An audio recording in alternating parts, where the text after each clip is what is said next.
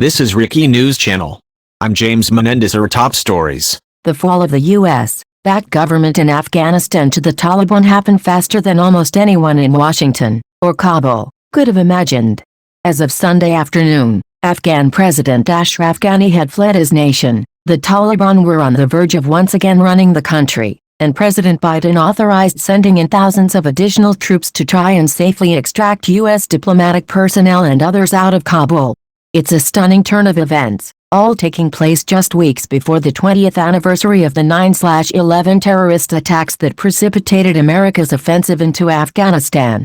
And it adds yet another issue to the mounting Republican attacks against Biden a year before congressional Democrats stand for re-election with a tenuous hold on power in Washington.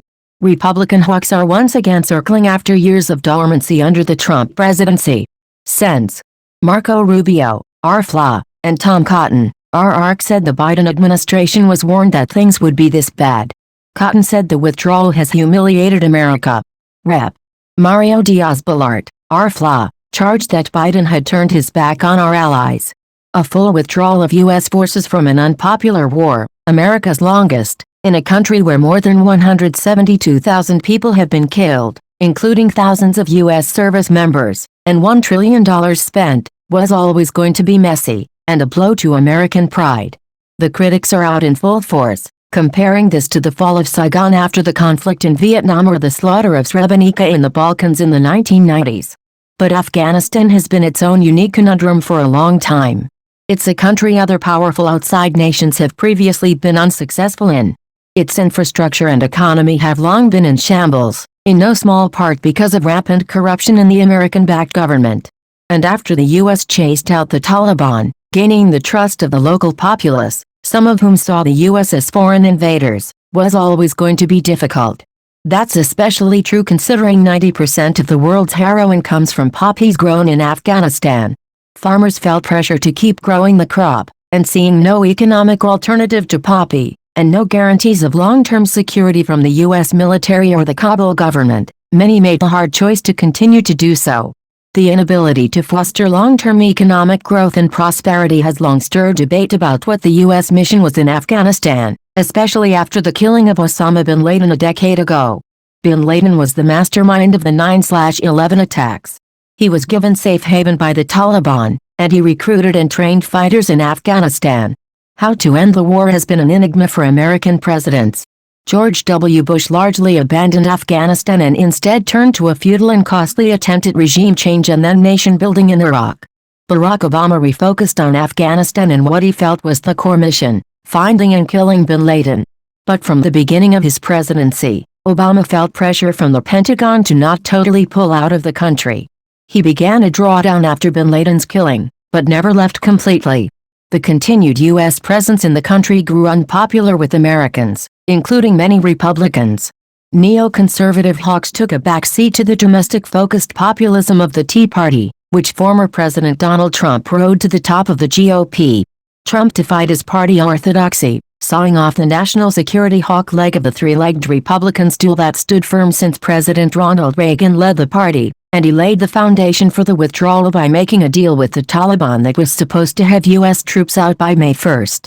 There was talk for a while of inviting them to Camp David last year to ink a deal. Trump now criticizes the way Biden withdrew the forces.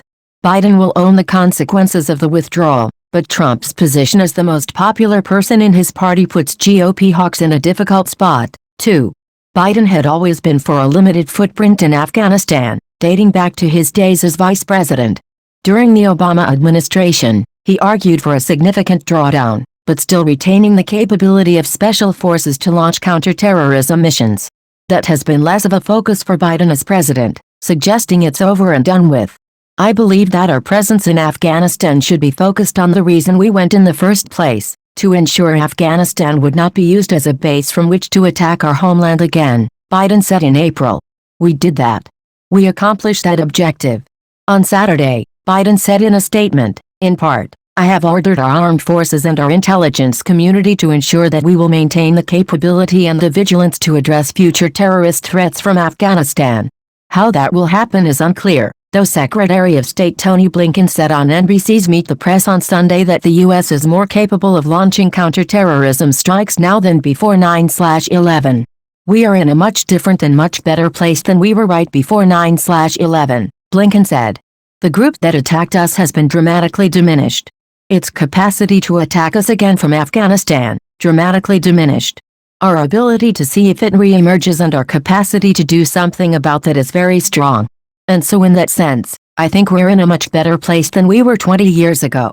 The U.S. certainly doesn't have the same peace and prosperity blinders on that it did in the 1990s, but there are those, particularly aligned with the military, who argue the U.S. should have stayed longer because, without the U.S. there, the inevitable happened. The Taliban wrested control from a pro-Western government, and there are fears that since the Taliban gave cover once to al-Qaeda, that terrorist cells could rise again without a robust U.S. presence in the country. That narrative is a popular one, especially in a Washington media echo chamber that has often been criticized for being too pro-military. Others believe that's wrong, however, and that staying in Afghanistan, perhaps perpetually, would be a fool's errand. However ugly the denouement, Biden understood the reality of the situation better than his military advisors, left-leaning writer Josh Marshall of Talking Points memo writes, adding, "After 20 years it was up to the Afghans to decide their own future. This is a fight for Afghans, not another generation of American boys. A perpetual deployment was not in the security interests of the United States." That's precisely the argument the Biden administration is making. 20 years, $1 trillion, 2,300 Americans who lost their lives, a massive investment, Blinken said on Meet the Press Sunday. And the president concluded that it was time to end this war.